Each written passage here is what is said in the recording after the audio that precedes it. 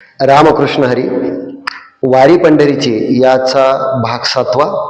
आजच्या 7व्या भागामध्ये आपण वारकरी संप्रदायातील अत्यंत प्रसिद्ध असणाऱ्या संत जनाबाईंचा अत्यंत आपण नेहमी ऐकलेला, महाराष्ट्रामध्ये गाजलेला हा अभंग आहे.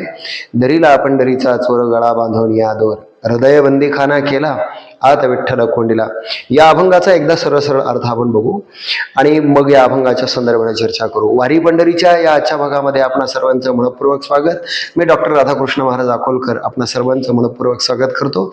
बघूयात आज संत जनाबाईंच्या अभंगामध्ये संत जनाबाई काय म्हणते. पंढरीविषयी आणि पांडुरंगाविषयी प्रचंड प्रेम असणारी संत जनाबाईची ओळख करून घेताना जी जात्यावर दळण दळता दळता पांडुरंग तिचा सखा आहे, मित्र आहे, त्याचबरोबर तो देव आहे, परमेश्वर आहे.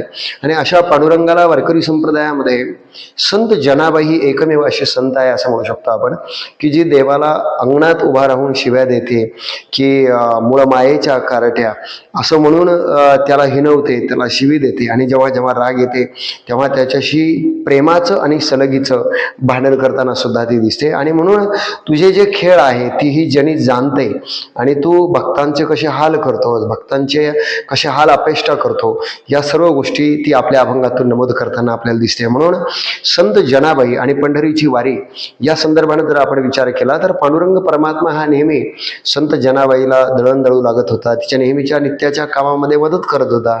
संत जनाबाई ही नामदेवांच्या घरी दासी जनी अर्थात संत जनाबाई असंही म्हणते की लिहिणं वाचणं किंवा ज्या अभंगांची निर्मिती संत जनाबाईने केलेली आहे ती अभंग निर्मिती करत असताना जनाबाईला शिकवण्याचं काम सुद्धा नामदेव महाराजांनी केलेलं आहे. की लिहिणे वाचणे शिकले बाई मी सद्गुरू रायापाशी, ज्या आजच्या काळामध्ये स्त्रीनं शिकावं की न शिकावं, नोकरी करावी की करू नये असा विचार ज्या काळामध्ये केला जातो. जगद्गुरु तुकोबराय सुद्धा एवढा मोठा काळ जाऊन वारकरी संप्रदायाची एवढी मोठी परंपरा निर्माण होऊन सुद्धा जगद्गुरु तुकोबरायांना समाजाच्या प्रचंड रोषाला सामोरं जावं लागलं. आणि तुकोबराय असं लिहितात की गोकावया अक्षरे मज नाही अधिकार. जिथं तुकोबराय म्हणतात मला लिहिण्या वाचण्याचा अधिकार नाही, जिथे डॉक्टर बाबासाहेब आंबेडकर, सावित्रीबाई फुले, महात्मा फुले, राजश्री शाहू महाराज या महाराष्ट्रातील पुरोगामी महापुरुषांनी या सर्वसामान्यांकरता शिक्षणाची दारं उघडी केली, त्याकरता किती हाल अपेष्टा, किती त्रास त्यांना सहन करावा लागला हे आपण पाहतो. अशा महाराष्ट्रामध्ये ज्ञानोबराय आणि तुकोबरायांच्या 1200 ते 1300 शतकामध्ये ज्ञानोबरायांच्या समकालीन असणारी संत जनाबाई नामदेव महाराजांच्या कीर्तनामध्ये उभी राहते. नामदेव महाराजांच्या कीर्तनामध्ये अभंग कोणी म्हणायचं हे ठरवते. जनी म्हणे बोला ज्ञानदेवा अभंग, ज्ञानोबरायांना चाल म्हणा असं म्हणणारी जनाबाई किती श्रेष्ठ आणि किती मोठी ही वारकरी परंपरेमध्ये आपल्याला लक्षात घ्यावं लागतं. आणि अशी जनाबाई परमेश्वरावर प्रचंड प्रेम करते.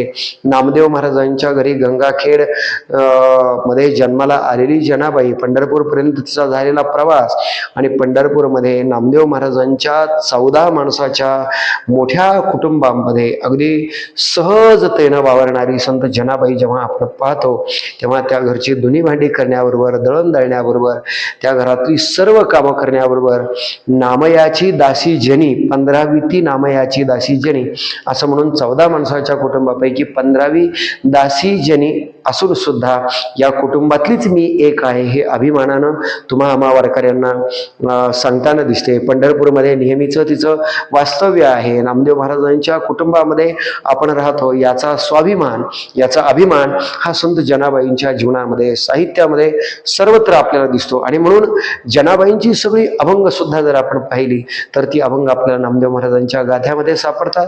नामदेव महाराज आणि जनाबाईंचं जीवन हे फारसं वेगळं आपल्याला त्या संदर्भानं करता येत नाही. आणि मग अशी जनाबाई जेव्हा जात्यावर दळायला बसते तेव्हा ती सुंदर माझे जाते गे फिर बहुते ग ओव्या गाऊ कौतुक येते ये रे वा विठ्ठला असं म्हणत त्या पांडुरंग परमात्म्याला मला जात्यावर दळू लागायला मदत करायला असं म्हणून आवाहन करते.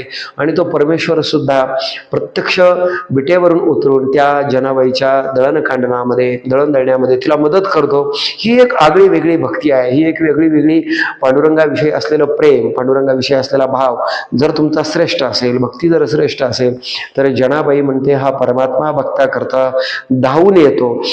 कारण या सुखा कारणे देव वेडावला, वैकुंठ सोडोनी संत सदनी राहिला. असा हा परमात्मा नेहमी भक्ताच्या मदतीला धावून येतो, नेहमी भक्ताबरोबर राहतो. आणि म्हणून अशा परमात्म्याला आम्ही पकडलं, आम्ही त्याला धरलं.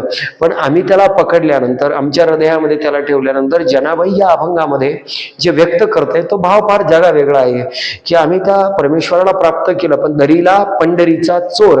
पंढरीचा चोर कोण? तर पांडुरंग परमात्मा. पांडुरंगाला चोर म्हटलं. चोर का म्हटलं? चोर या शब्दाचा अर्थ फार गमतीशीर आहे. जनाबाई पांडुरंगाला चोर यामुळे म्हणते की तो हृदय चोरतो, तो माणसाचं मन चोरतो, तो माणसाचं चित्त चोरतो, तो आपलं लक्ष वेधतो.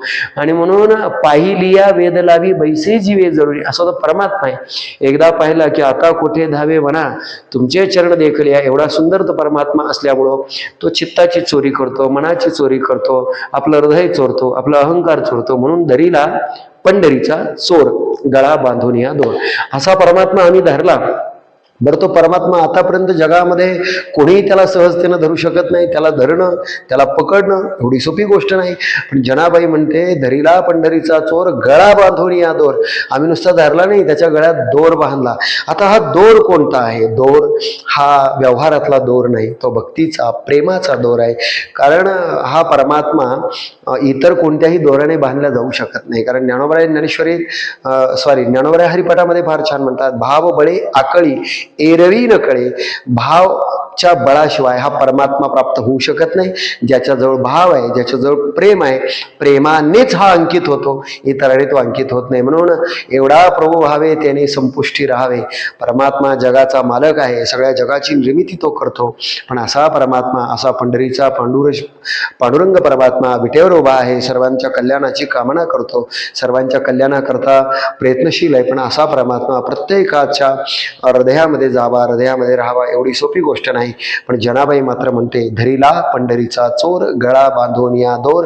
आम्ही हा परमात्मा धरला, नुसता धरला नाही तर त्याच्या गळ्यात दोर टाकला, प्रेमाचा दोर टाकला. आणि या परमात्म्याला हा दोर प्रेमाचा असल्यामुळं हे प्रेमाचं बंधन त्याला ओलांडता येणार नाही. हृदय बंदीखाना केला. मग कोणत्या बंदीखान्यामध्ये त्याला टाकलं? हृदय बंदीखाना केला आत विठ्ठल कोंडीला. हृदयाचा बंदीखाना केला आणि एकदा हृदयात टाकलं की हृदयातून त्याला आता कुठेही जाता येणार नाही. कारण प्रेमाची ताकद एवढी मोठी आहे की जगातली सगळी बंधनं माणसाला ओलांडता येतात, सगळी बंधनं माणसाला तोडता येतात, पण हे प्रेमाचं बंधन या जगामध्ये कोणी तोडू शकत नाही. म्हणून त्याला त्या बंधनामध्ये ठेवण्याकरता शब्दे केली जोडाजोडी. शब्दे केली जोडाजोडी, विठ्ठल पायी घातली बेडी. बेडी कोणती घातली? तर शब्दांची जोडाजोडी केली. जी अभंग निर्मिती आम्ही केली त्या शब्दांची जोडाजोडी करून विठ्ठल पायी घातली बेडी. शब्दांची जोडाजोडी केलेली बेडी आम्ही त्याच्या पायात घातली, म्हणून तो आता कुठेही जाऊ शकत नाही. आणि सोहम शब्दाचा मारा केला. फार चरण खूप सुंदर आहे. सोहम शब्दाचा मारा केला, विठ्ठल काकुळती आला. म्हणजे आम्हीच देव आहोत, आमच्या हृदयात तो राहतो. या सोहम तत्वानं त्याला जाणलं आणि मग सोहम शब्दाचा मारा केला, विठ्ठल काकुळती आला. त्यामुळे विठ्ठल काकुळती आला, आमच्या हृदयात आला. आणि शेवटी जनाबाई एवढं सुंदर म्हणते की जनी म्हणे बा विठ्ठला, जनी म्हणे बा विठ्ठला, जिवे न सोडी मी तुला. अरे विठ्ठला, आता तुला जिवे मारल्याशिवाय मी सोडत नाही. म्हणजे आमच्या हृदयातून आता तू जाऊ शकत नाही. असं हृदयाचं बंधन हे जगामधलं प्रेमाचं फार श्रेष्ठ बंधन आहे. आणि हे जनाबाई आपल्या पांडुरंगाला त्या बंधनामध्ये बांधते. वारी पंढरीच्या या 7व्या भागामध्ये जनाबाईंचा धरीला पंढरीचा चोर, गळा बांधून या दोर हा अभंग आपल्याला कसा वाटला नक्की कमेंट करून सांगा. या अभंगातली कोणती ओळ आपल्याला अधिक आवडली नक्की कमेंट करून सांगा. चॅनलला नवीन असाल तर सबस्क्राईब करायला विसरू नका. धन्यवाद.